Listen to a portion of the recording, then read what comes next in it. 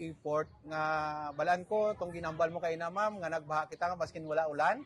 Ina siya isa ka pag culture sa nga taga Coronadaliños ka mga bisita naton nga kadto diri kay ang mga bisita naton kadala basura. Sa way pagundangan nga bangod ang mga kanal naton is open, may mga open kita nga kanal ti ang mga basura mahulog na dira siya. Amo na nga amo tong natabo kay basin wala ulan. May magbaha kay ang aton abi Jinsan Drive sa Sontri nga part free flowing abi ng kanal dira kumbaga baskin wala ulan may tubig na dira ma'am nga tubod from sa aton nga irrigation exit ina siya para sa line canal pakadto sa aton nga Block Creek.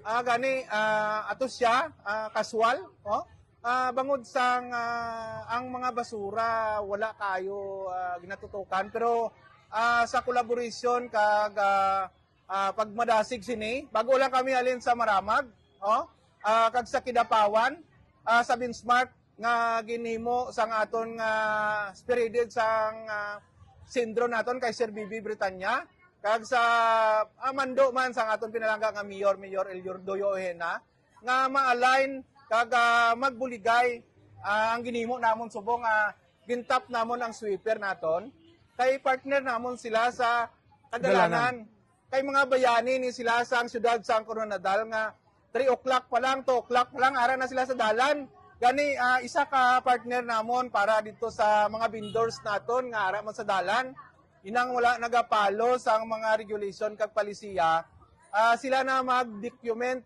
picturean na nila kay para ang ebidensya sa sunod siguro hindi namon tagaan sa pwisto kay nagliter naman ang DPWH star regarding sa tong natabo nakaabot na sa amon ni Sir Rick ang liter gani isa na ka mga himuon namon next week ipatawag namon ta nga vendor sa Jinsan Drive bayara nga dialogue regarding sa pagbuligay sa paghimo sang mga inisyatibo kag mga advocacy regarding sa cleanliness sang syudad sang Coronadal. Kay gusto naton ma-fast track kag madasig ang paghimo sang mga initiative kag mga recommendation regarding sa mga problema nga garay sa syudad sang Coronadal. Alright. So tagaan ko man kamo sang libo ang mga dugang mga pagpaalingkon sa publiko. So ano ko na idungan ko na kamo nga duha. Sige, okay. Sila mauna. Unahon tanay ang kalinisan kita amo na ang dali ang makita sa aton balang pirtahan sa syudad. No, sa tanang nga mga pumuluyo, sa tanan namon nga mga ginapalangga gid nga mga gabiyahe diri kag diri ka pamakal nga mga bisita nato no. Dapat pan makita ara man dapat sa kasing-kasing naton nga di lang ta basta-basta manghapoy. Bisan diin na kana notice na mo rin sa June ang Barrio 8 Carpenter Hill dira ang damo sa mga basura para sa mga transient naton nga mga katawhan no, sa syudad. Kag diri man sa mga pumuluyo, mga opisina, mga residences sang Coronadal, dapat maging maging kaupod man kita sang advokasya sang mayor naton kiti ini para man sa aton tanan no. Kung malimpyo ang syudad, ang aton nga syudad from third class city nagdirekta kita sa first class city.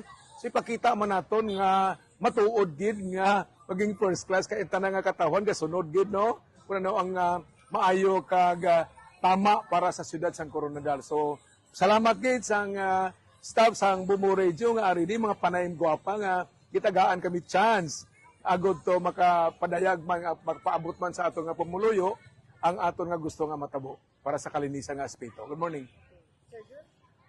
Sa kaayusan naman bangod sang mga future naton nga gusto naton ma-fast track ang syudad sang Coronadal nga maging mapsay, malimpyo kag maayos. Ang implementation naton sa road right of way clearing last week na umpisahan na naton ang Chinatown naton ginumpisahan namon kay dira ang amon office sang task force kaayusan kag kalinisan ginumpisahan namon sa amon ugsaran kay hindi namon gusto nga ibalik sa amon nga wala kami ga clearing sang amon nga ugsaran. Kali ginuuna namon ugsaran para ma-next kami sa mga next nga mga ugsaran nila.